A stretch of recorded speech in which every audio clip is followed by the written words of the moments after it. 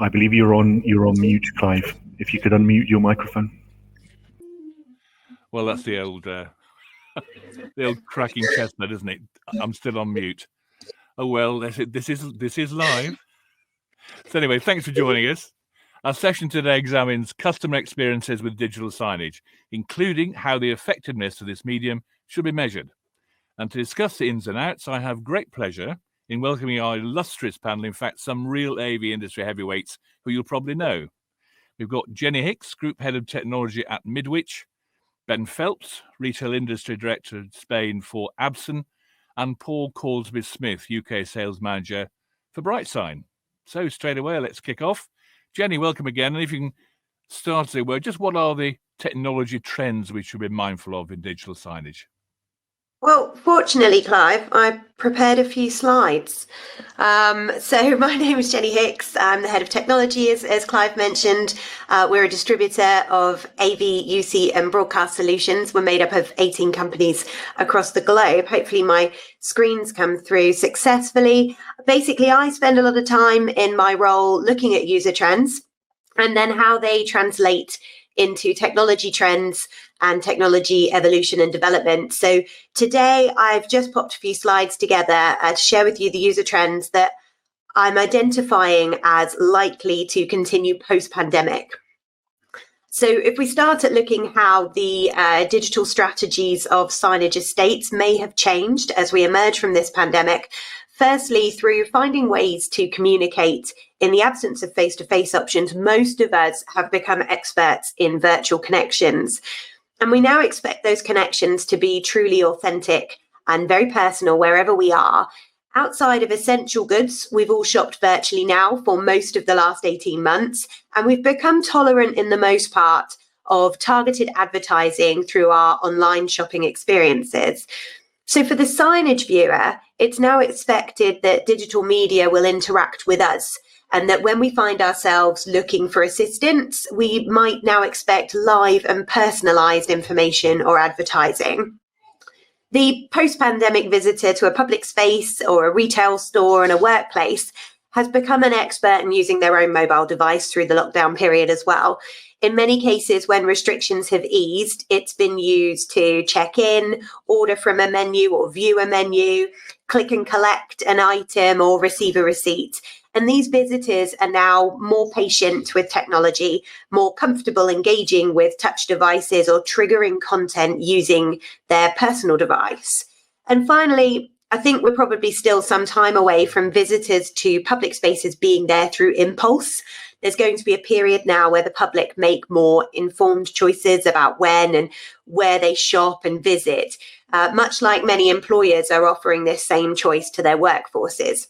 And these decisions will be made based more on occupancy and footfall, the local health concerns in a specific area in real time, and timing of events that are going to drive higher footfall to that space as well.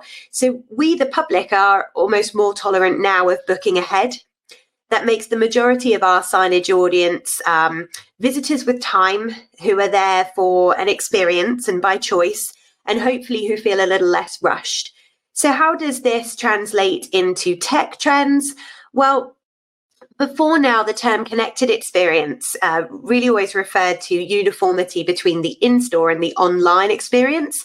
I wonder now if it's shifting also towards our human connection to the digital that's in use in a store or in a space. So our new connected experience becomes about authentic connections, a recognition of self in the content, or relevance in that content, interactivity, and immersive and experiential designs of spaces. So starting with interactivity, for most of us, when we hear this term, we think of touch displays. We're all likely familiar with kiosks and ordering from kiosks or using a kiosk for catalogue browsing or selection, particularly those of us who enjoy a McDonald's. But outside of retail, the innovation and interaction was already much wider, particularly in museums, leisure, themed attraction.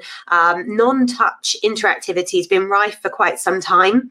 So some stores of the future, in stores in retail, they've also embraced different ways to interact and shift towards lift and learn interactivity or gesture controlled solutions. Now, as a distie, we've seen a dramatic increase in the interest in pickup sensors, buttons, triggered LED lighting, people detection, gesture sensor tech, and so on. And it's driven largely by two initiatives. One is to be different, to be new, to be engaging, because touchscreens are becoming much more commonplace. And the other began in the midst of the pandemic because we saw such a lot of concern about touching communal devices. But one fast emerging trend in interactive signage is the use of our own device. So most of us now can scan a QR code to reach a sign-in page or access a menu with ease. And where this becomes far more impressive is when you use that solution to mirror or control the content that's on a larger display. And this has mostly been advertised over the last year to help signage estates using touch displays already for wayfinding or product selection to be able to still use all of that content and that solution, but whilst allowing viewers to safely touch only their own device if they wanted to. And again, we're tolerant now of this style of interaction because we've even already moved most of our remote control of our home TVs, the source devices, home lighting, and so on, all over to our phones. And so this is something that we're used to, and even more used to because of what we've had to do throughout the restrictive periods. So there's been increased interest in data capture solutions as well, queue management, particularly to assist with the pandemic-related restrictions. And what these solutions can do is continue to deliver for us when we no longer need them to keep us safe. So it's delivering intelligence through data. Informed design and content decisions can then be made. If we can measure footfall and heat spots, we can see how visitors move around a space. We can detect behavioral trends, redesign our layouts accordingly. If we can pick up their gender, age, or their emotion, then we can tailor the media that we present them with.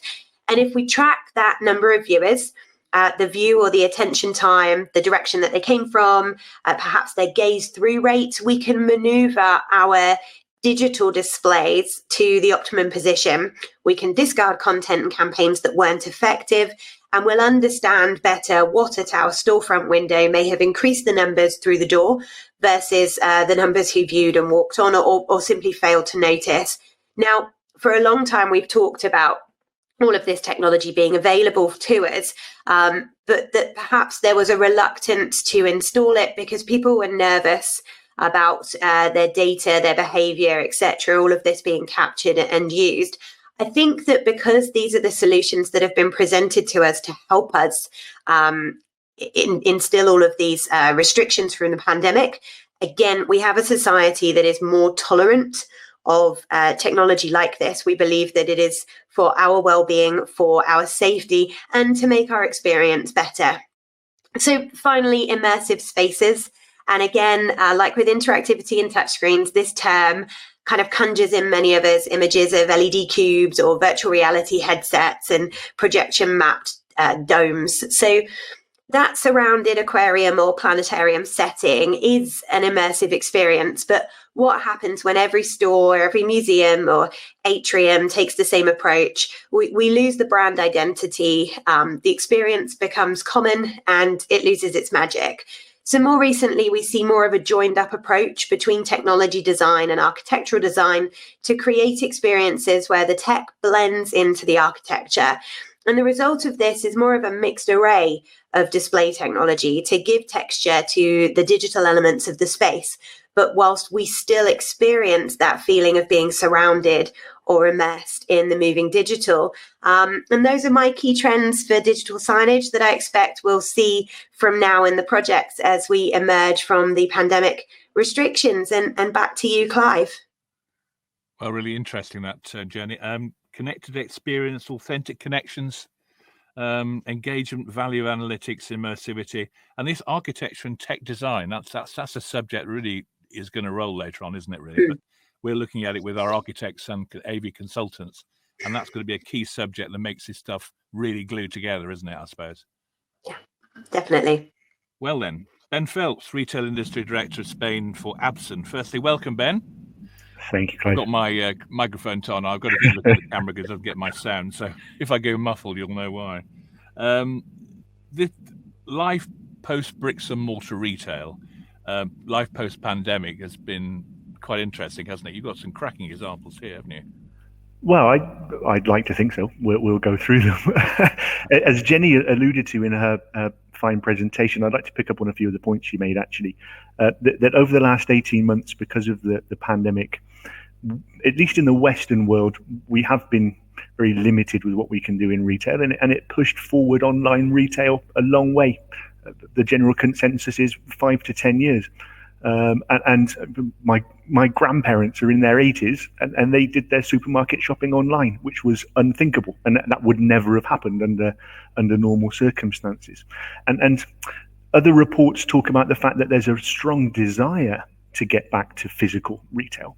We want the entertainment side of retail. We want the experience side of retail, even something simple like touching clothing and actually seeing what it feels like, rather than taking a risk on buying it online, for example.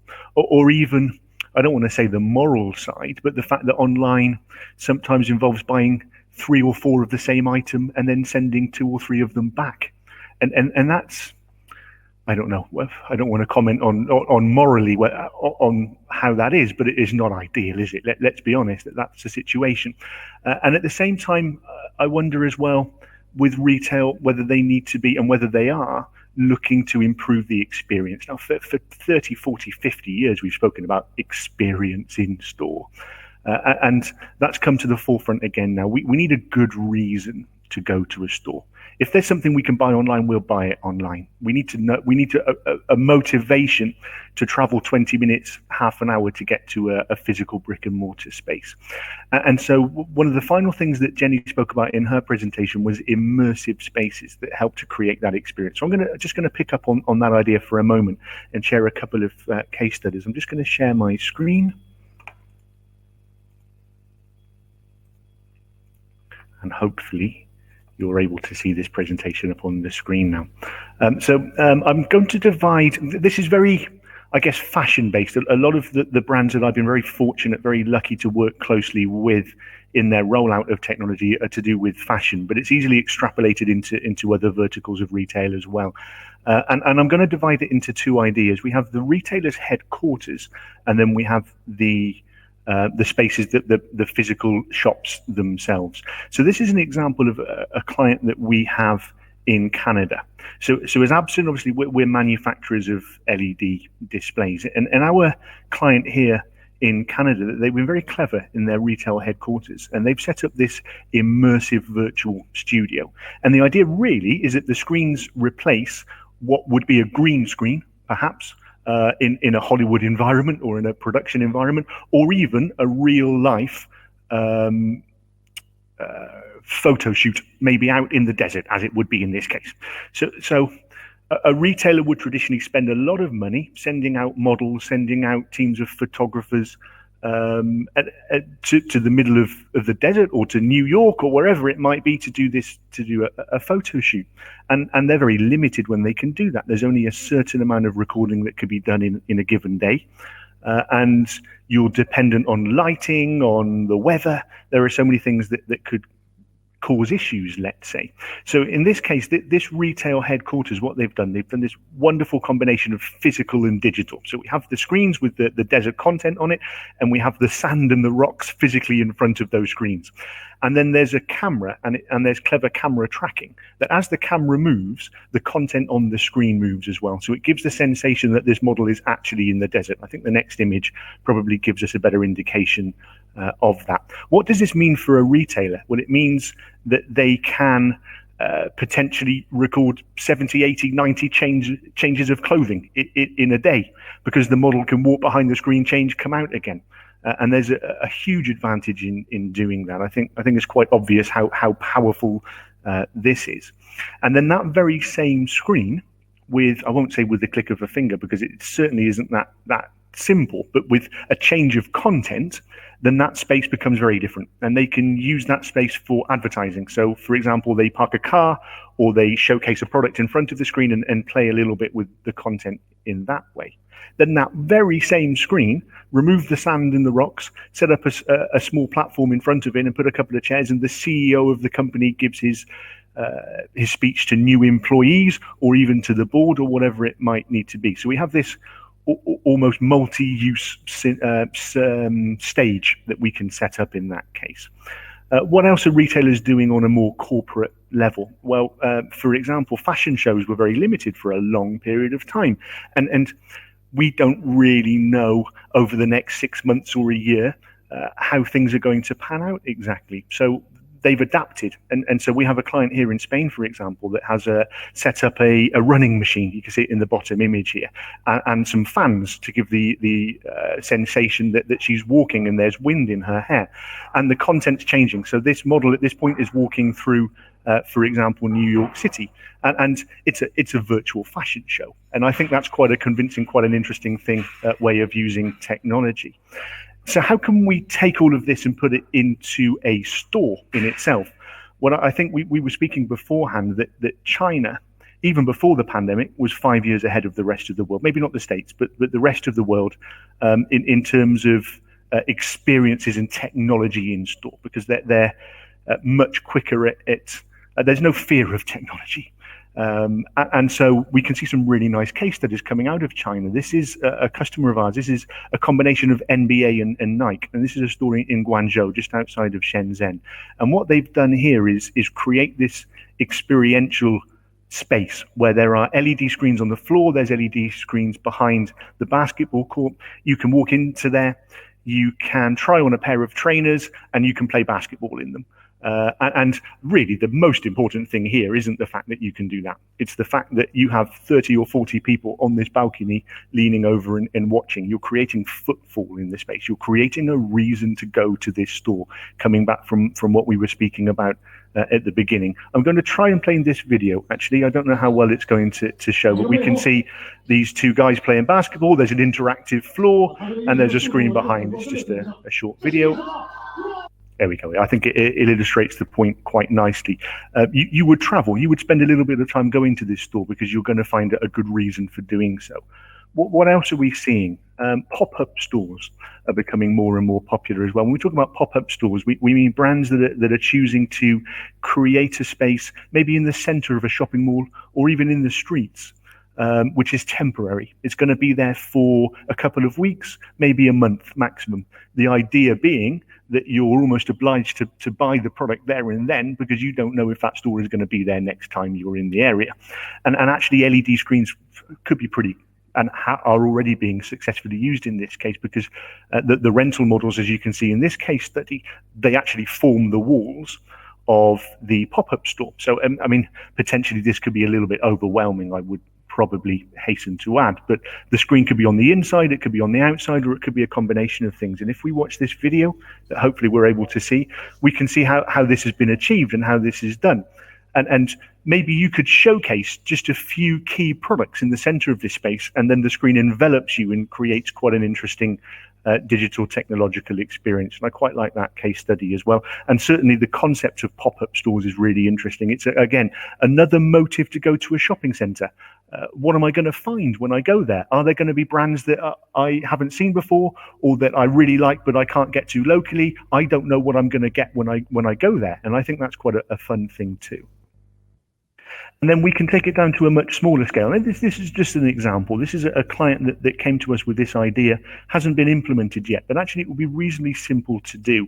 And it's a small scale studio. So imagine in the fitting rooms of a store, you try on an item of clothing, and then right next to the fitting room section, there's a room that you can walk in, and it's almost like a selfie room, let's say, or a show-off space. And imagine if this girl had, maybe she could scan a QR code and be taken to a website, or there's an iPad on the wall, and she can select 5 or 10 different backgrounds, and she can take a selfie in front of a screen, and she could be in New York, she could be in a subway, or she could be on the beach. What's the idea of this? It's influential because she's going to take a selfie, she's going to upload it to Instagram or TikTok or whatever she might be using, and she's going to send it to her friends, and she's going to create a certain empathy with the brand as well. Again, it's small scale, but it's certainly an experience that would be worth going to, I think. So the idea here, hang on, let me stop sharing my screen and come back to you. The idea here is just to give a brief example of some of the things that we think are the future of retail, the near future of retail. In fact, they're happening right now. This fear of technology you mentioned, are you inferring that people outside China are fearful of technology, or was it that's a very fine line between that? Do you get the impression that people are a little bit hands-off with it? Oh, that's a tough question. I think perhaps a little bit. I think people have had their fingers burnt in Europe, in my experience. I spent 12 years working for one of Europe's biggest systems integrators, and I had a lot of contact with retailers who would set up very nice pilot stores, I should say, where they had a good amount of technology in them. And then the problem was they didn't particularly necessarily have the capacity to roll that out. And that's where the fear of technology comes in. Like, what's this going to look like in 6 months' time? I think part of the mistake we make sometimes is that our telephones and our iPads and even our television at home these days, after 2 or 3 years, it's outdated. And people think, well, if I'm going to spend 10, 15, 100,000 on screens for a store, I can't afford for that in 2 years' time to be outdated. It's not the case. And there are very strong arguments that would say that isn't the case. You could walk into some of our clients, I can't mention them by name, but they're a large LED display 7 or 8 years old. They're okay. A brand new LED display would look better than that, but nobody walks in there and thinks, oh, that looks horrible. And I think part of the fear of technology is that. I think that has quite a large effect. I mean, the example you've used there, Ben, are quite artistic. That you've got this pure delivery of art and creativity, and I think probably younger generations are much more at home with that kind of technology than we probably think they are or we are. But it's a question of adding the function to it that then starts to help them make a decision that would lead to a completely different experience altogether. It's quite where you put that, where you link the two together. That's a sophisticated idea, concept, if you want to call it that. I mean, how on earth that goes in? I've always thought digital signage is just a badly named thing, but it's such a much more sophisticated enabling medium that people, we're just exploring it now almost. I agree. And actually, when I speak about fear of technology, I should probably clarify that. It's not the consumer that has the fear of technology necessarily. It's the retailer themselves probably that has the fear.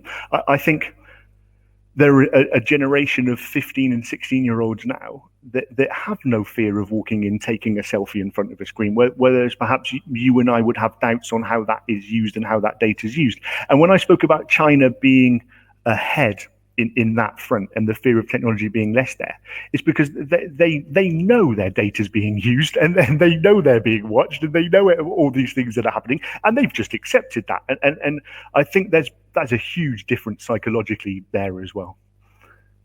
Okay, well, thanks for that. But I think we'll go into some of these questions later on, because it's a whole area that I find fascinating. Great. Paul Corsbie-Smith, BrightSign, welcome. Now, we've been talking for light years about return on investment, haven't we? If we got that far, but very heavily up front with retail. You have come up talking about return on application. Can you explain what it is and the difference between ROI and ROA? I'll certainly try, Clive. Good afternoon, everybody. Paul Corsbie-Smith from BrightSign. Most of you know me.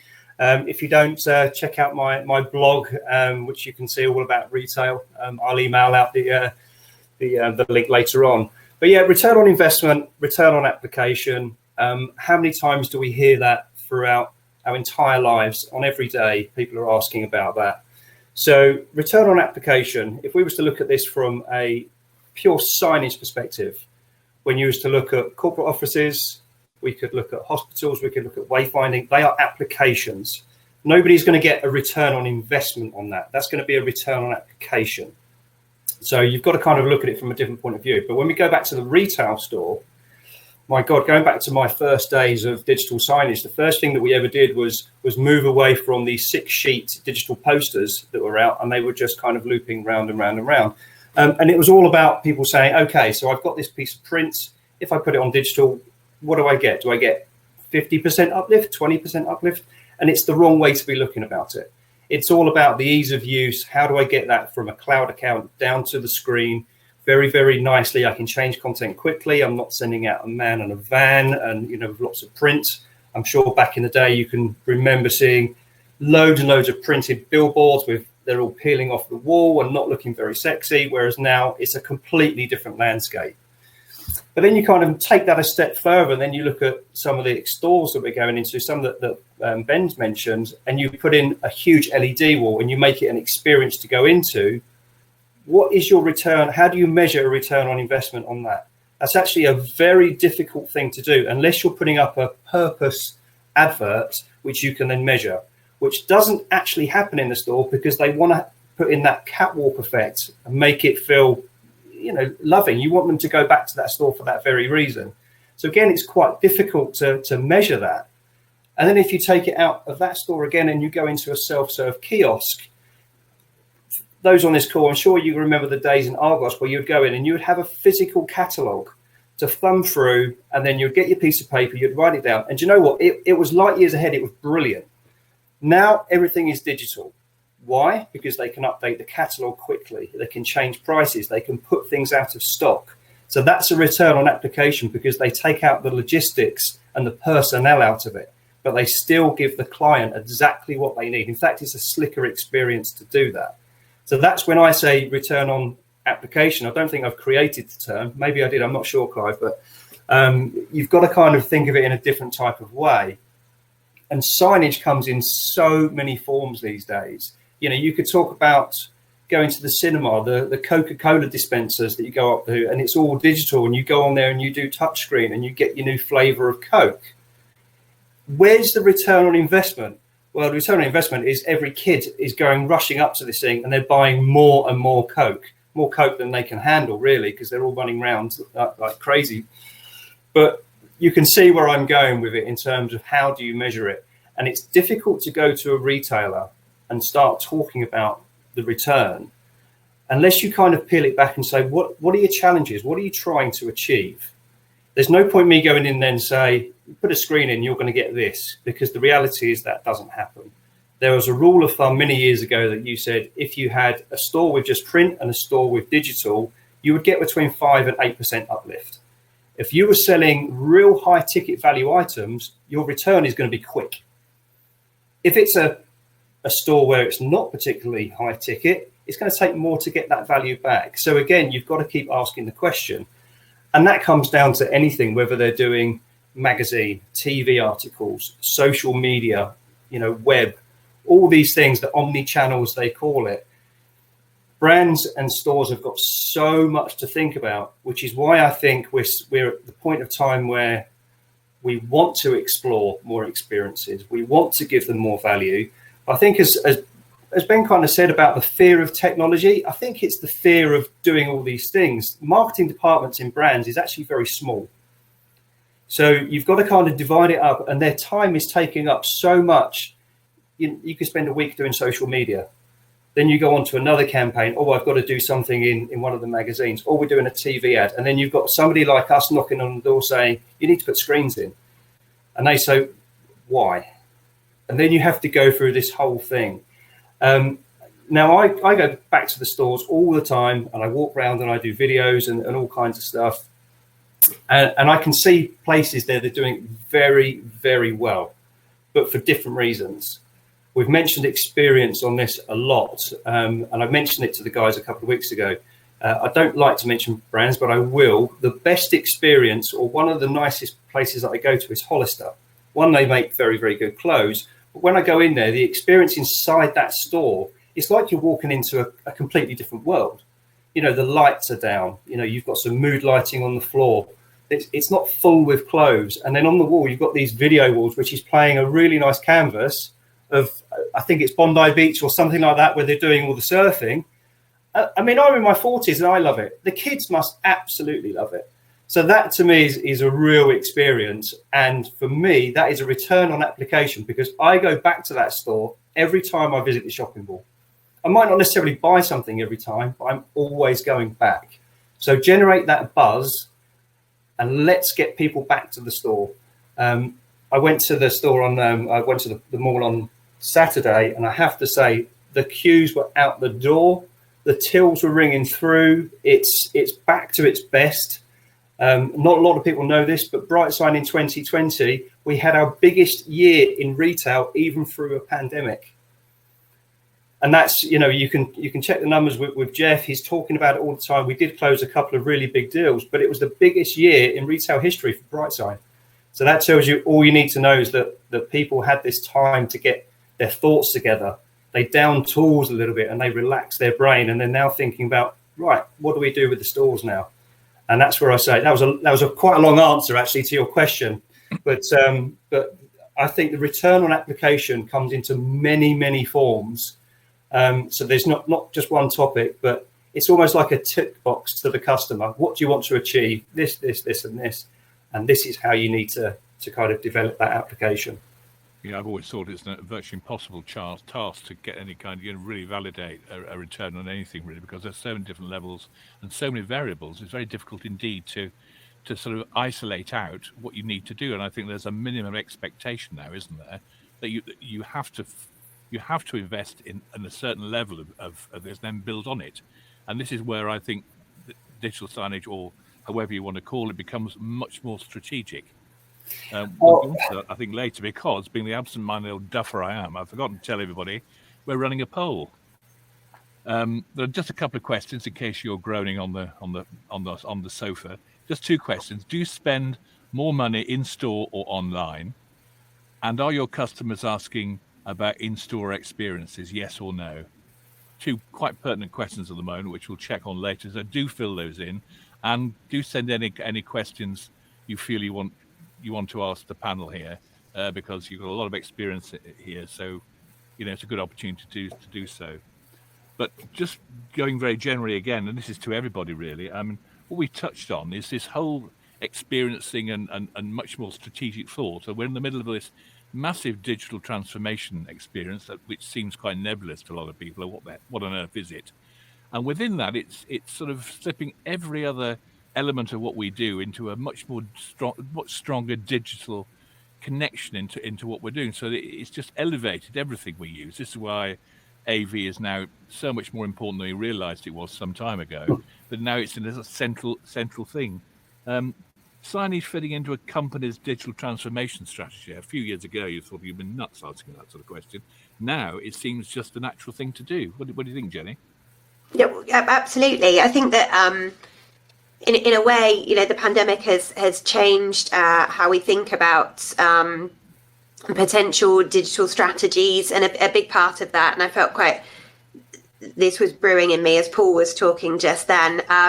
We have struggled, I think, as a channel of providers for some time to reach the retail in-store staff or the brand staff sometimes, because so many of our retailers outsource either both their content management and content creation, or one of, particularly content management. And I wonder if we will find that a number of the retailers have really felt that pain particularly here in the UK, with the opening and the locking down and the opening again, because they haven't been able to utilize that digital to help them with these restrictions. And it's such a shame. And I found this going out on each occasion that retail has been able to open up slightly more than they had done before, that so little had changed. And we did manage to do quite a lot in restaurant and fast food with QR codes for menu and so on. So we reacted in some spaces, but totally separate. So I went to a restaurant that had a signage solution in place that could have done all of this for them, and recognized very quickly the brand that they were working with. And they had chosen to procure a completely separate platform to facilitate their menu, digital menu, so that they wouldn't have to hand them out. And I think that's that's one of the things that maybe a few of them are going, we could have done that, but we don't manage it in-house. I'm certainly not saying that all of these agencies should now release their involvement, but we have got this brand new opportunity. We've learned that passing over full control to an outsourced service provider isn't ideal when we find ourselves in the situations that we have done recently. And I think that will form part of our digital strategies moving forward. I think that retailers will, and any public space, in fact, will have a real interest now in more control, more live update capability, and not simply changing text. And then I do wonder if we will find ourselves in this wonderful position of completely redesigning some of the real estate, because we will see a lot of change. It's very unfortunate that we've lost some big brands, some big high street names, but also we have to recognise that space is now available for somebody new, somebody innovative to come in and do something else with it. That will create a little more competition on the high streets, in the malls, between the museums, etc.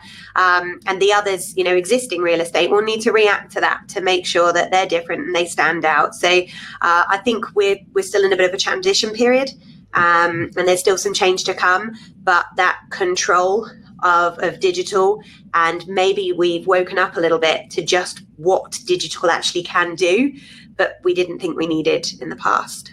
Well, it's interesting. In fact, Jess Golding is just asked, do you think the pandemic has forced brands to enforce their digital strategy earlier than planned? And you've already explained it there, haven't you?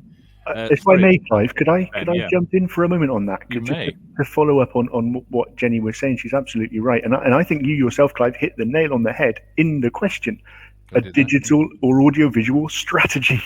And that's what's missing a lot of the times with a lot of retailers. I was fortunate enough yesterday to be on a round table in Latin America, and they were talking about, in Madrid, there was quite a famous Primark store with transparent LED inside it. Okay, a huge transparent screen where the company spent a year and a half on the design of it, developed content especially for it. We're very careful in the selection process, and very stunning results in a flagship store. Fine. And one of the people on the round table said that a client came to him and said, "I want the same screens that they've got in Primark. I want transparent LED." And the point is that it's just screens for the sake of screens, and that's where I don't want to say retailers are making a mistake, because it probably is, I shouldn't say that, but they need to be careful not to put technology in because their competitors are putting technology in, or because their customers are expecting technology in their store. There needs to be a step back, and there needs to be a strategy and a strategist or a team that their only job is to do that. Because if not, technology falls on IT departments and it falls on marketing departments, and they haven't got time or resources to do it, and it falls apart almost immediately. Very important point. I was wondering when this might crop up, because how high strategically does the decision making for this come? Is the CIO involved? If not, they should be. The top these are board issue type of discussions, how technology is supporting the business, and a fast moving business where technology is becoming much more important, therefore planning ROI, ROA is becoming the sort of thing. Now in AV, yes, we discuss these sort of elements, but not to the sort of degree I feel we are going to have to move into discussing, especially where services are involved, and a completely different, more strategic type of thinking is going to be so important. And where are these people? How are they trained? Where is their experience doing this? Are they going to be non-line people? Are they going to be remote from the business? I mean, who are these people coming through the system? Anybody can answer that. I was going to say, I was just going to jump in there as well. I think we've probably all got something to say on that. I think that we've all kind of touched on it. What you've got to remember is that, a brand or retail is a business. They are segmented just like any corporate. They have different departments that do different things, and they're not always talking to each other. We're all guilty of doing that in our own industries. But what I have seen is a big change. I would say during pandemic, where people are honestly looking at digital in a much bigger way, as I said earlier on, I think people have had time to down tools and actually recognise that there is another job to do other than the job, if you know what I mean. And they're starting to talk about it. The interest that I've had, even in the last couple of weeks, has been very high level, very large numbers rollout, thinking about a digital strategy. And it's usually around out of home advertising of, how much money can I make? Because there's been some real winners during the pandemic. There has been some very sore losers, but there's always going to be that measure.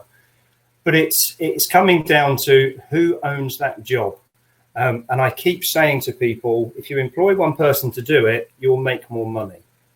I also contacted a local university that runs a marketing seminar, and I asked if I could do a 1-hour pitch with digital, because they don't even bring that up in the university stage. When you go and do your marketing degree, digital is not really mentioned. They might do social media, because that is a big, big hook, but they're not necessarily talking about what's my return on how do I do a digital screen?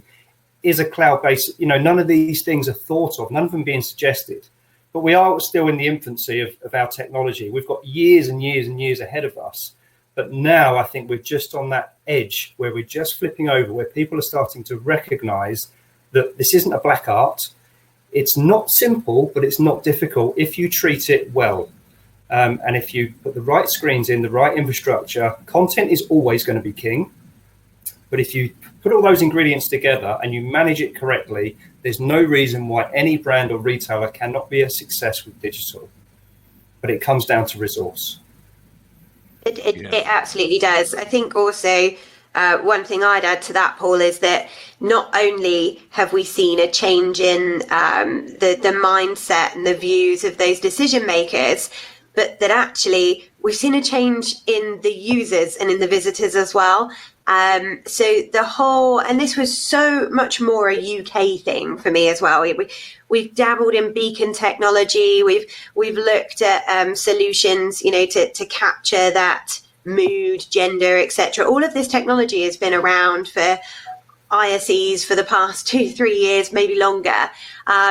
And there's been this view, mostly EMEA based. I think, in the US and China, that there seems to have been they've been a bit more welcoming to some of this tech, but particularly in the UK, that we don't like anything where we need to opt in. We wouldn't do that, because if we have to opt in, then people won't opt in and we won't see a return. And that, I think, is what has massively changed.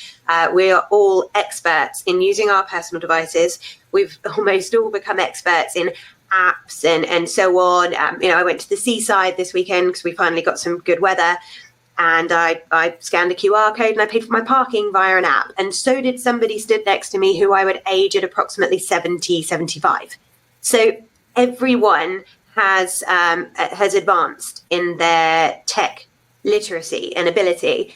And that should be taken into consideration now. So some of those concerns and objections that we would have faced before were around user adoption, user interaction, and dismissive really quite early on of just don't see people opting into that or using that.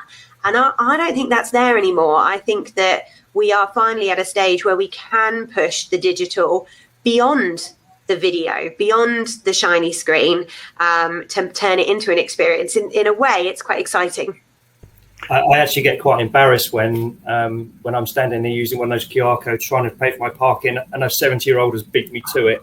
It's almost become a competition that, no disrespect to anyone at the age of 70, but there seems to be a competition to know, I've had an iPhone for years, I can do that. So going backwards compatible down to the 14-year-olds, they can do it with their eyes closed. But, even Gran can do it. And then, we find ourselves doing it as well. So we're not too far away before literally everyone will be comfortable with doing this kind of stuff. And I think the pandemic has accelerated that, particularly the QR code, because before that, not many people knew what it was. And with that tiny little thing, we can now give them every experience they want, because it's just an application behind that. And that's where the BrightSign comes in, is that we could place these anywhere in a store and give them a real good experience. Whether it could be a learning mechanism, but you're going to use your own device or a check-in device or a coupon device. It's all there now. Everything that I've been saying for the last decade is finally coming true. I was actually telling the truth. I think it's worth mentioning as well that each retailer is a different world and operates in a very, very different way. And each sector of retail is very different too. So we're going to start seeing who are going to nail this are the online retailers that start developing brick and mortar stores. They're already doing that. And again, we come down to the acceptance of technology argument, and that's true. But there are other things that they do very well as well. Their business model is built on data interpretation and influencing us.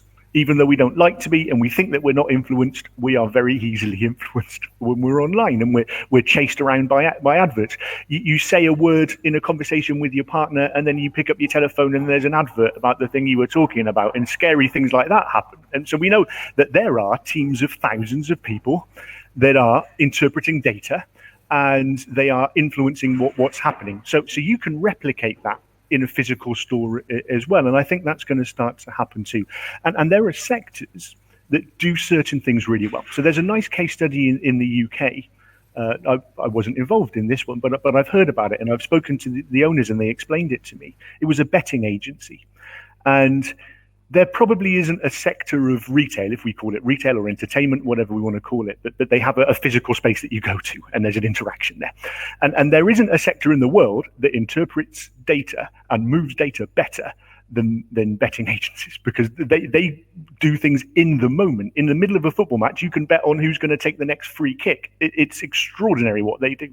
So what were they able to do with their teams and with their knowledge and their capability? They put screens in windows with a camera on, and they put another camera inside the betting store, and they would know, without knowing the person, apparently, theoretically, with data protection they can't, without knowing the person, but they can know if the same person has walked past, looked at the screen, and then walked into the store. So suddenly you've got a real tangible ROI, if you like, or a conversion rate, and you can compare that to maybe another place where there's just a poster in the window, and suddenly they can find that. So I think retailers will learn from each other in that regard as well, and data interpretation is going to play a big part in it.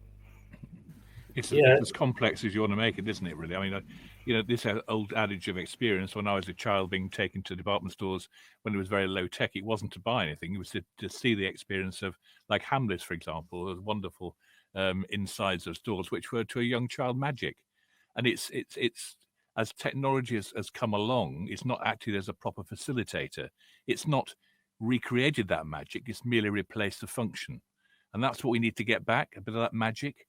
And we've never looked at on technologies as doing that until those examples, Ben, you presented of the screen replicating what would otherwise be green screen, or it's sort of kidding you that this is a different reality you're in, and therefore A, makes you feel good, B, actually you want to do other things potentially through it, and then by people watching your behavior, they can learn from you and see what turns you on or otherwise and everything else. And that's where probably the vision of this stuff probably comes in. What do we want to do with it, so much? It's quite a complex decision-making process, I would thought.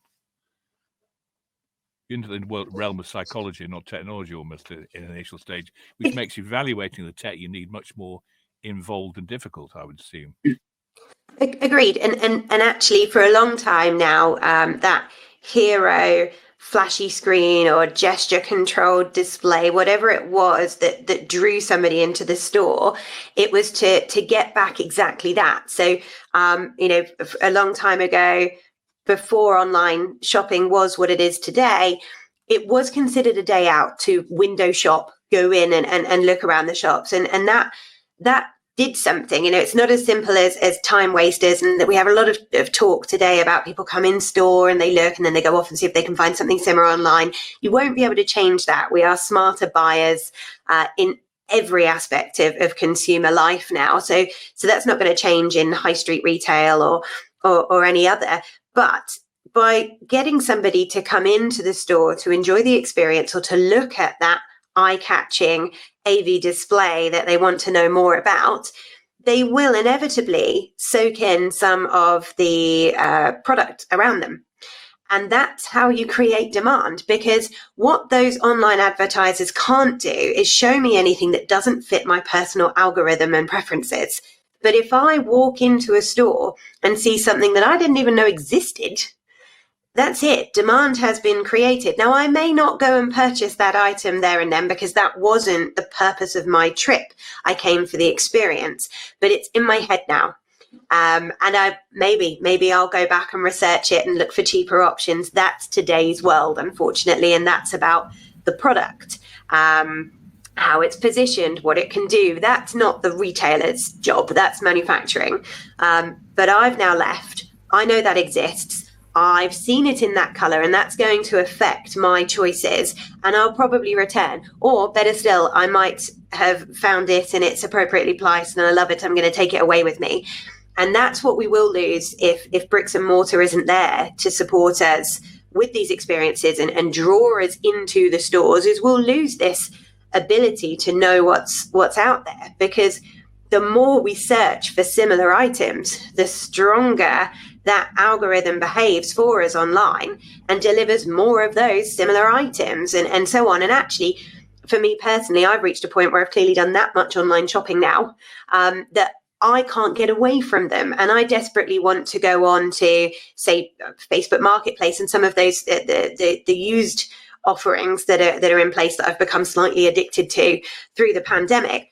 And I can't find local items for sale that aren't my typical items that I've been looking for. So it's a curse as much as a blessing because it's become overused. And I think that's why it's so important now that we get back to that, Clive, what you were talking about of let's take a day out at the shops. Let's take a day out at the public spaces. And let's not spend our Saturdays and Sundays in front of the same screens that we've used all week. So it knows so much about you. It always offers fewer choices. I think we've all been through that one, haven't we? I think, yeah, very good point, actually.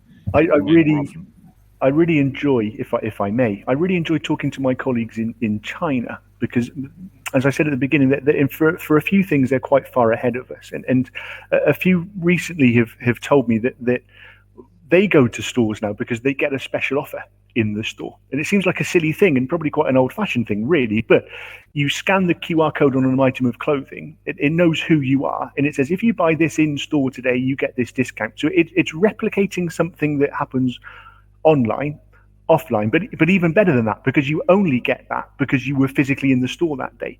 Or brands that start working together. If I buy this item of clothing, I get a free coffee in Starbucks. That kind of thing starting to happen as well. Again, from the very beginning, we were saying to give us a motive to go into a store, and I think they will be there. They are there. Yeah, just to add on that as well. Sorry, Clive, I got something else to put on that. So that's a very valid point, and something that I've seen very recently. It's what we call the influencers. That they've been around, and I don't like the term, if I'm honest, because now everybody is an influencer. As far as I'm concerned, is because everyone's talking about it, and that's kind of what we want. I don't want that one voice being the influencer. I want the friends to ask their friends to come to the store. I don't want it to be an A-list celebrity that's doing it. It needs to be word of mouth. And you've absolutely hit the nail on the head about that incentive to go to the store. Now, there's an online shop that I use that says, if I refer a friend, I get 30% discount on my order. So I then start to send that to my friends. If they were to do that in store, to say, get your friend to the store to do this, then they're going to start to do that. They'll then tell another friend. And we all know what it's like. It's the domino effect. Before you know it, you've got so many people in that store. And if you're getting to the store to buy that item, but you're giving them the experience, they're going to come back naturally again. And they'll remember that. They're not just going to come back just for that one offer. They will continue to come back. And that's how I think people would be influenced by snapping something, send it on to their friends. Kids love Instagram, TikTok, all of those things. If they start to really push that in store, honestly, retail cannot lose. Well said. Just a quick reminder of our poll, by the way. Do you spend more money in-store or online? And are your customers asking about in-store experiences, yes or no? Do let us know, won't you? We've got about 5 minutes or so to go. Targeted signage, beacons, cameras, my word, it seems ages since I mentioned all those sort of functions. Time analysis. I mean, what key technologies are we looking at now? We're looking at interactivity. I just can't draw my mind away from signage, the vision thing, the strategic thing. I mean, almost functions are there to tick off, and if you need them or not.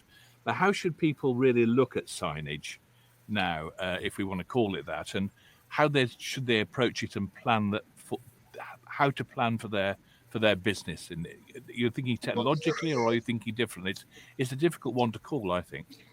This completely comes down to your demographic, doesn't it? And what type of retailer or space or experience center that you are. So for me, we talked in the past about targeted, recognition. The beacon technology was around making sure that you were presented with media that you'd opted in to be presented with, that maybe tailors itself a little too much to my problem that I'm finding online now, where I would like to get back to the store to remind myself that there's more than what I've been shopping for since I moved house.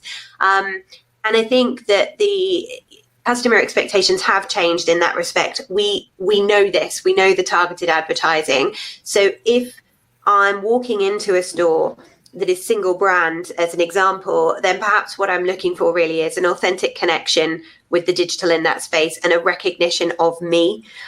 Even if that's as simple as positioning your display technology in a portrait format so that it's more life-size. These little things can make me feel like I see myself in the content that I'm presented with. And that in turn will make me think, oh, okay, I could buy that. I could use that. I could wear that.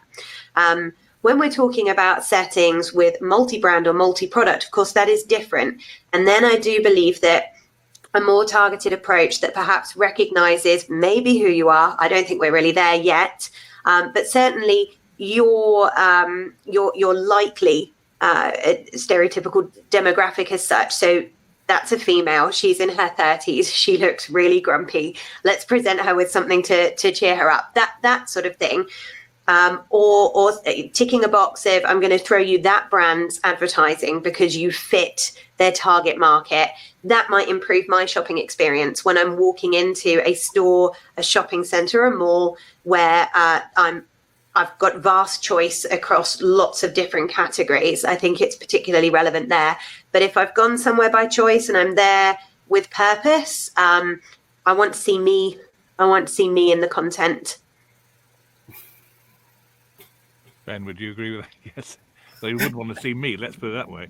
Not me specifically, but, like my type of pet. I've just realised how that sounded. No, I know. Don't worry. I'm doing that all the time, believe me. I do get that side of it. And I think it's important. But I think there's other, maybe simpler things that can be done as well. And that is, if you've set up a network of screens in let's say in shop windows, because it's the easiest example, because that's your first contact with a potential customer.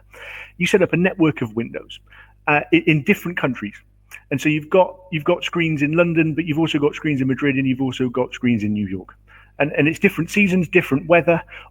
Why not pre-configure content onto those screens that's easily triggered and linked to a local weather app? So nobody in headquarters needs to be making decisions. Oh, in Madrid it's hot, let's put this on. No, it's done automatically. You've got 10 videos on there, and they know what they are, and they're triggered. And then it's a rainy day in London, and so what's advertised on the screen is wet weatherware. It's as simple as that. And why not? Why not do that? Some retailers are doing that, but not as many as perhaps could be. And that would be a really simple thing to set up. Yeah, do you want the last word? So I mean, we call that at the moment is programmatic digital out of home. So it's all about getting the right message to the right person. It could be based on a weather app. It could be based on a demographic.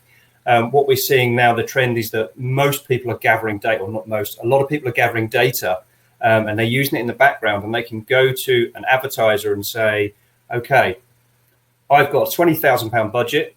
I want to reach 18 to 30-year-olds in Europe.